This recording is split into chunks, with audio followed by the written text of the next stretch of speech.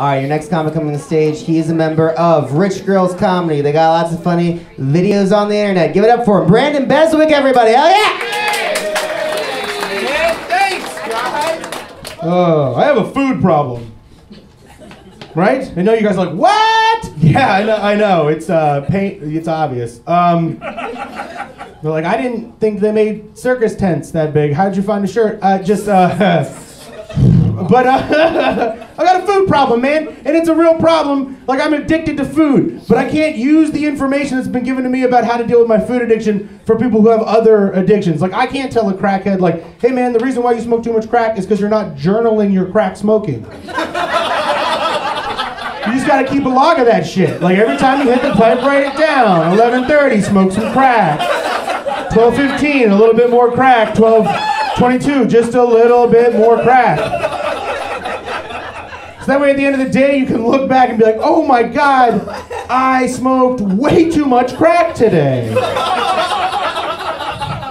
Maybe I should pre-portion this crack.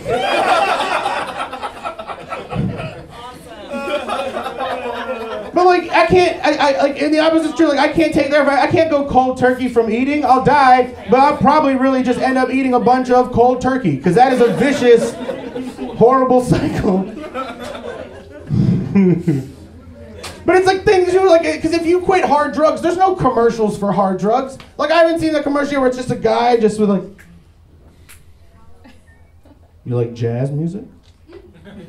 Do you want to? Heroin. Like, that's not a thing.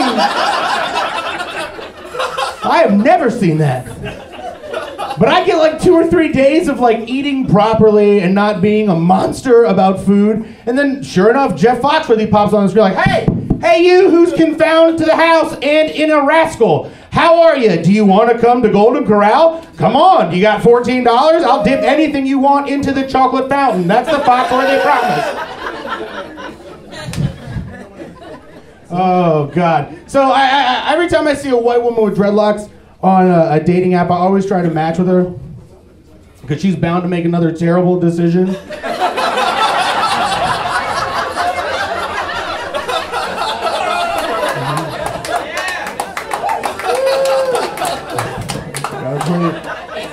It's a game of numbers, guys. It's a game of numbers. One time I was on this date with this girl, and like, it got late, and I got tired, and I yawned, and I forgot to cover my mouth, and she immediately jammed her fingers down my throat. And I was like taken aback. I'm like, whoa, like, what's the deal? She's like, well, it's really, really rude to yawn and not cover your mouth. It's like, I would argue it's probably equally, or if not more rude, to shove your fingers down my throat. You're not my dance mom, so back off me. You know what I mean? Now, if you're hesitant to laugh at that joke, I'll tell you something. I was Little Mr. Top Heavy 1991, 1992, and 1993. So I've earned that right, okay? Have you changed your leotard on 95 North while your mom crushes up Vicodin in a bathroom stall? Plie! Step ball change! Step ball change!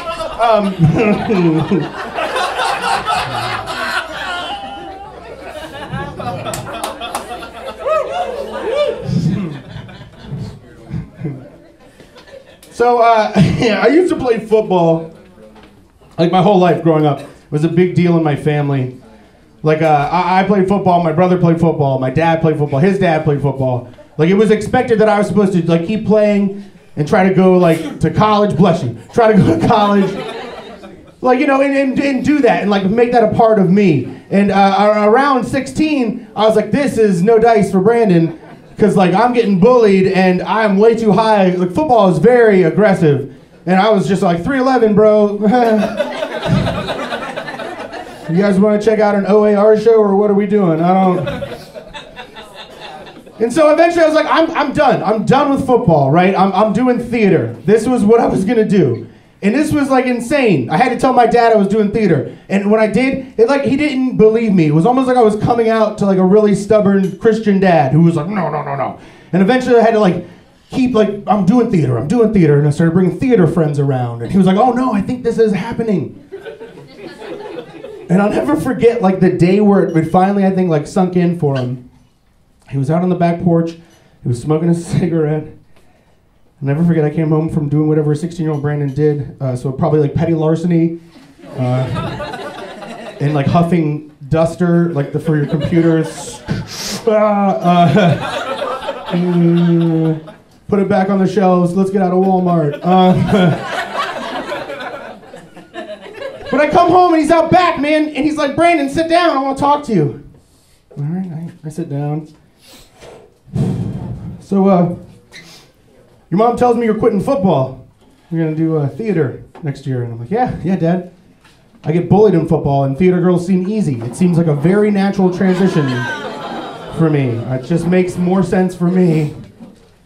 Never forget, he looked me in the eyes, he goes, you know, Brandon, football is a real thing. It's a thing in this world. It's what we do. As Beswicks, we do real things.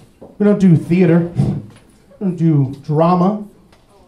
We don't paint our faces and get on stage and say, look at me, I'm the theater boy. No, we do football. It's a real life thing. We don't do drama. I remember when I first held you, you cried. I thought, dang, this is the son who will play football. He'll play it forever.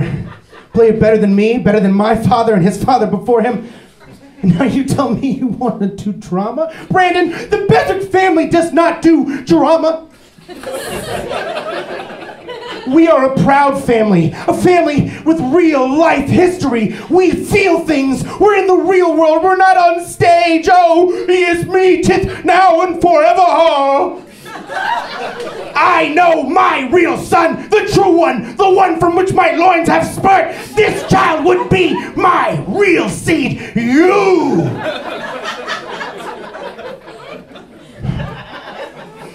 Trauma. I have no son.